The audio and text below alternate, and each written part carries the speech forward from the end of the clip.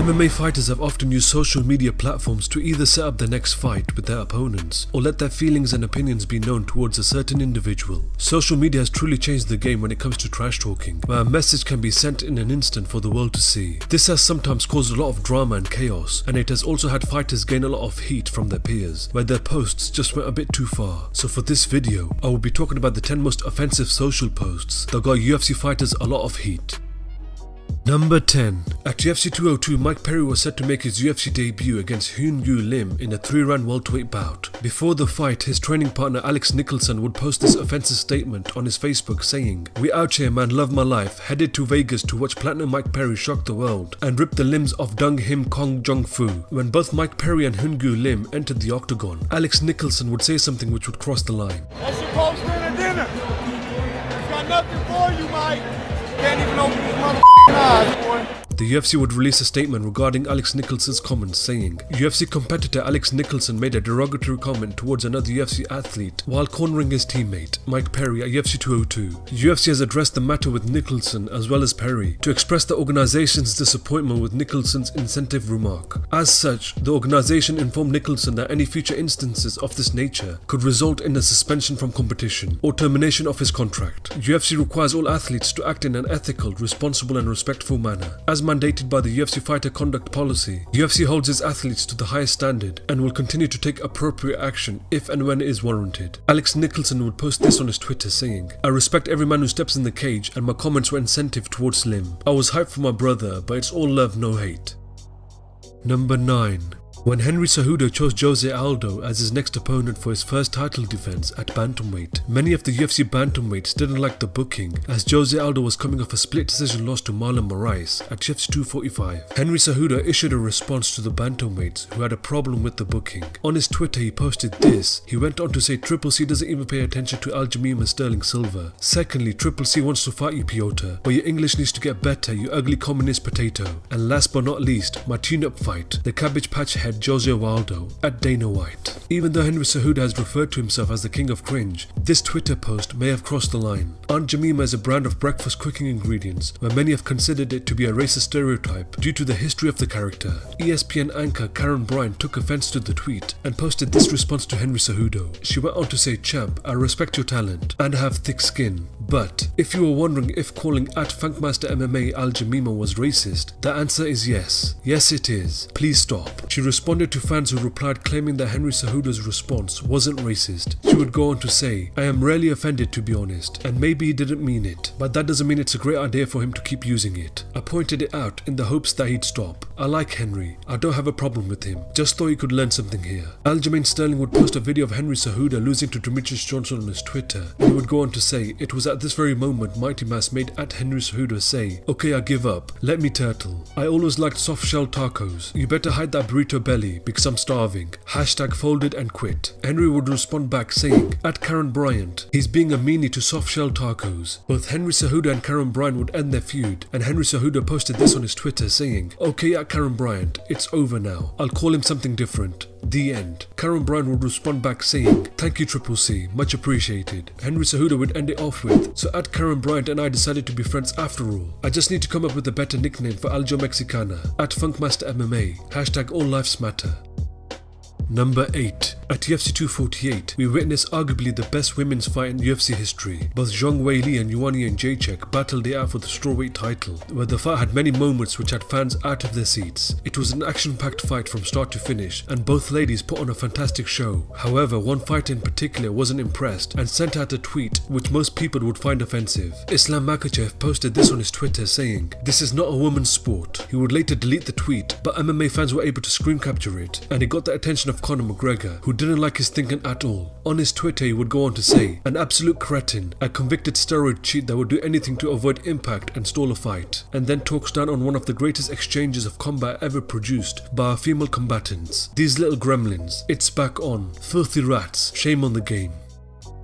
Number 7. After winning the UFC strawweight title in a devastating manner, Weili was set to make her first strawweight title defense against former champion Jedrzejczyk at UFC 248. Leading up to the fight, both fighters went back and forth on social media, where things got very heated. It all started when Joanna shared this image to her Instagram stories. The image showed Joanna wearing a gas mask. As most of you guys know, Weili's home country of China was hit with the coronavirus, where many had lost their lives in the process. Weili issued a response to her Instagram. She posted this and said, "To make fun of tragedy is the true sign of one's character. People are dying. Someone's father, someone's mother, someone's child. Say what you want about me if it makes you feel stronger, but do not joke about what's happening here. I wish you good health until March 7th. I will see you soon." Here's how Joanna responded on her Instagram stories. Hey champ, hey Weili, so sorry to make you feel bad, but I would never make fun of sick people of illness or virus, so I didn't want you to get offended, but I just made fun of the funny internet meme,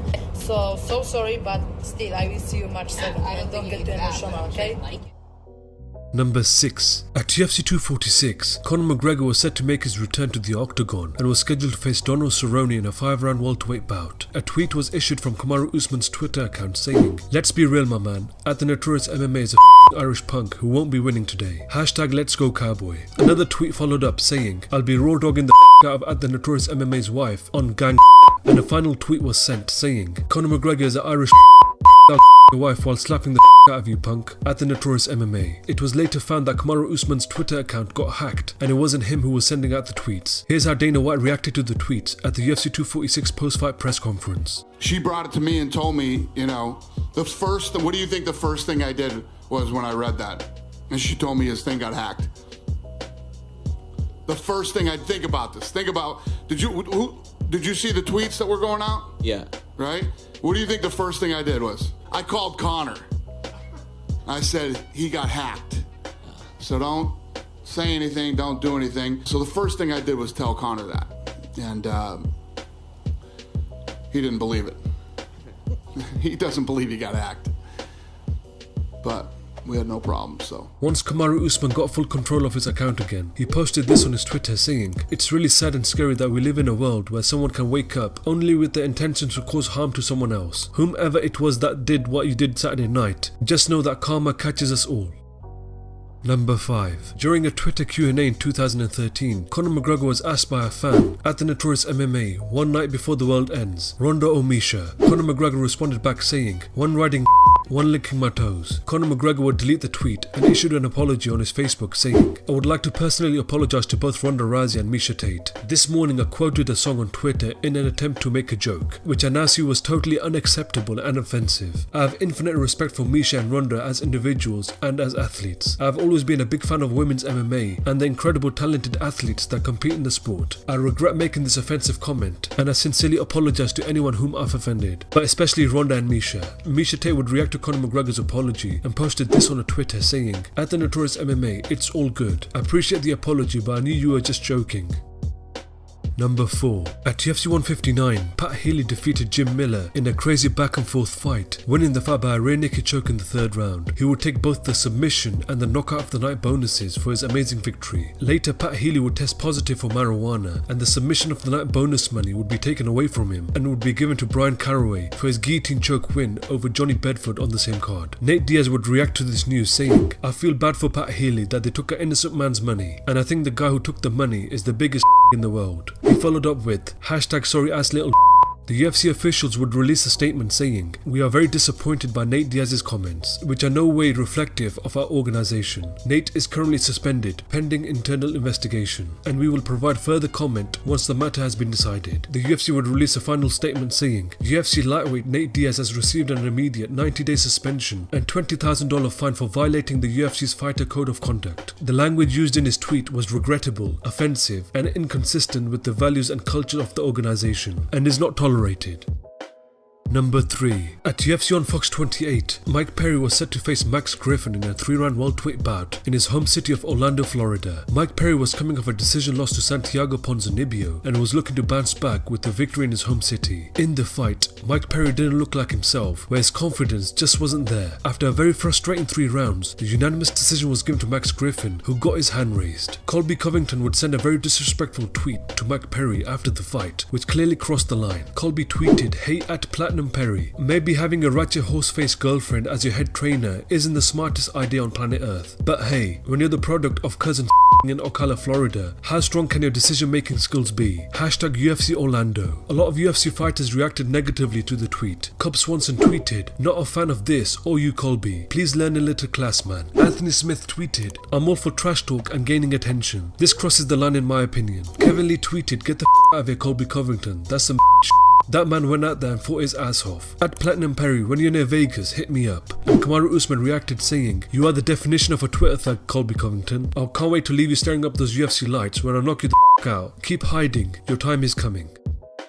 Number 2. After a spectacular KO win over Dustin Poirier at UFC 178, Conor McGregor was matched up with German featherweight contender Dennis Siver at UFC Final 59. Dennis Siver was coming off a decision victory over Charles Rosser at UFC Final 53. This fight from the outside looked like a fight that Conor McGregor would easily dominate. At the time is now press conference, Conor McGregor was full of confidence and explained how the fight would go. When both fighters came face to face, the size difference was huge between both fighters. Shortly after the press conference, Conor McGregor would post this offensive tweet. In the caption he wrote, "Kiss them feet." He would delete the tweet and issued what seemed to be an apology of some sort. Whilst Conor McGregor had been great in building up interest in his fights, this tweet was straight up offensive and definitely crossed the line.